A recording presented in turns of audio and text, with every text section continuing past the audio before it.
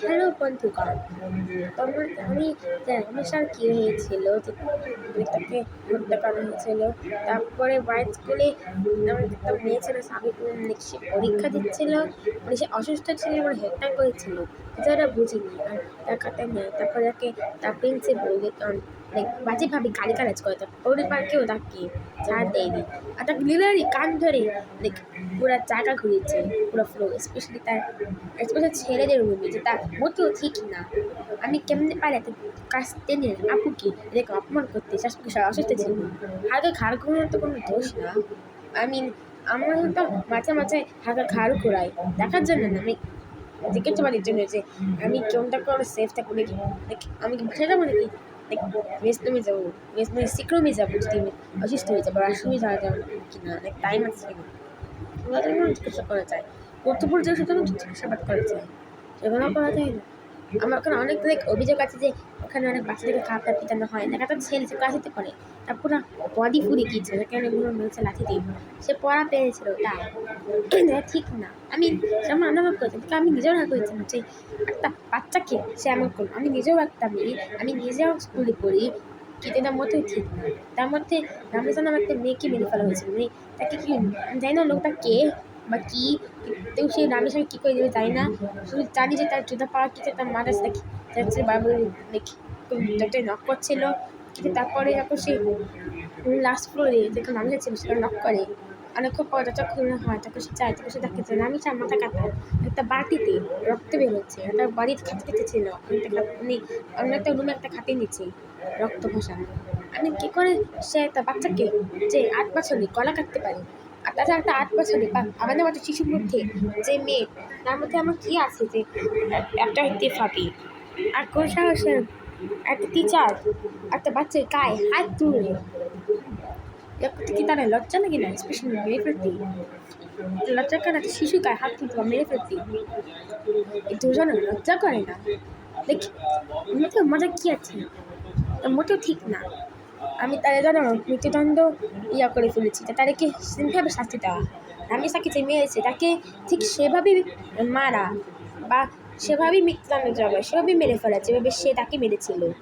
ওই দুজন তাকে সেভাবে মানেছে, যেভাবে সে ওই স্টুডেন্টদেরকে মেরেছিল, বা এভাবে করে তারপর তাকে সেভাবে করে ওই তাকে সেভাবে করে গালিগালাজ করা, বাজে কথা বলা বা অপমান করা, যেভাবে সে স্টুডেন্টদেরকে করেছিল। আমি তাকে বুঝতে হবে এত অসুস্থ মেয়েকে এমন টর্চার করতে পারে না মানুষের চাপ দিয়ে, সেটাকে একটা জিনিস করতে পারতো, এমন একটা জিনিস কারোই করা উচিত না, আর সেটা হচ্ছে আত্মহত্যা। আমি একটা মেয়েকে দেখেছি ফেসবুকে বলতেছে যে এটা খারাপ কাজ মানুষ করেছে। আমি একটা খারাপ কাজ কোন দিক দিয়ে, একটা বাচ্চাকে মানসিক চাপ দিয়ে মেরে ফেলা হলো, আর সবাই প্রতিবাদ করতে পারবে না কারণ এটা খারাপ। আমি মার খেয়েছি, বেশি হয়েছে। আমি ওর কাছে আপনারা কী দোষ করেছিল? অত ঘাড় না নিয়েছিলেন, আর কাকা বাচ্চারা কী দোষ করে যে মারছে এত খারাপভাবে? দয়া মায়া নেই বাচ্চাদের জন্য?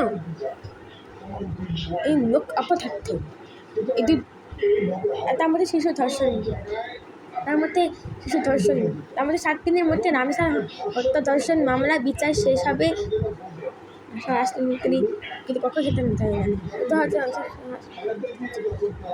নিউজ পড়ছে টিভিতে, কিন্তু তাও যে ঠিক না। আমি একটা ক্লাসে 3 আপু, আমাদেরকে শেখানো হয়েছে স্কুলে যে বরাবরদেরকে সম্মান করতে। আমাদের স্কুলে একটা টিচার আছে যে কাউকে হাত দিবে না, আর আমি অনেক স্কুলের নাম বলতে পারবো তাদের ডিসিপ্লিন ভালো, যেমন হচ্ছে গিয়ে নূর মোহাম্মদ শেখ, এবং মনীষী আব্দুর রৌফ, তারপরে হচ্ছে আমি বলছি সীতার স্কুল, তারপর আমার স্কুল বিকাশ স্কুল কলেজ, এখানে 4টি ব্রাঞ্চ, আমি 8টি ব্রাঞ্চে পড়ি। আমার ডিসিপ্লিন হয় একটু করা, কিন্তু এরকম হয় না যে এমনভাবে আমার ঘটে যাতে টিচার একটা বাচ্চাকে আমার কথা না বুঝে যে টিচার তাকে আত্মহত্যা করতে বাধ্য করবি। আমি কিন্তু সত্যি কথা বলছি। আর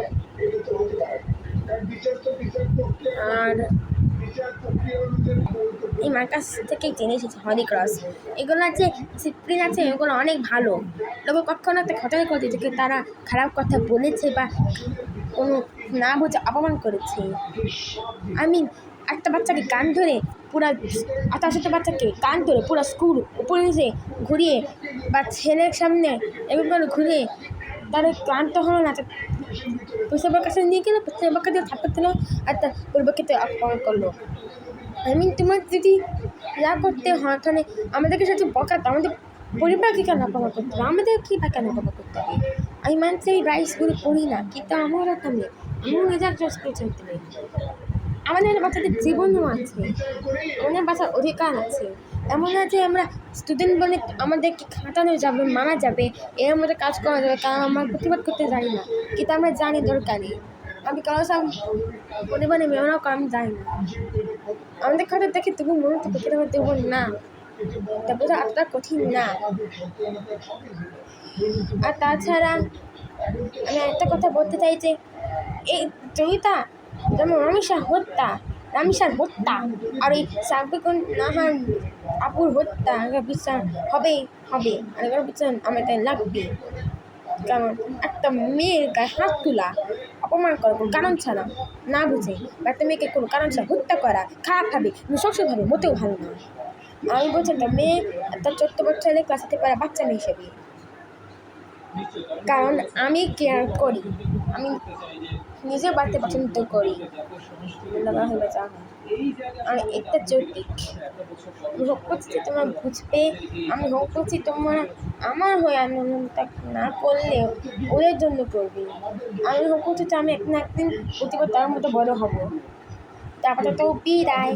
আর তোমরা যদি ভালো লাগে মতামত দিতে চাই তাকে নিয়ে মতামত দিতে পারো, কিন্তু অবশ্যই এটা তাদের যৌক্তিক হয়, ভালো হয়। আর তোমার যদি বলেছে আর তোমাদের যদি ভালো লাগে যে আমি যে বলেছি তার মৃত্যুটা যেমন হচ্ছে তেমন হোক, তাহলে হ্যাঁ তাহলে মতামত দিতে পারো। কারণ একটা মানুষ যেভাবে একটা মানুষের কষ্ট দেয়, ওদের সেভাবে শাস্তি সেইভাবেই সে কষ্ট পায়, তারা সে বুঝবে একটা মানুষ কিছু মুক্তি দেয়।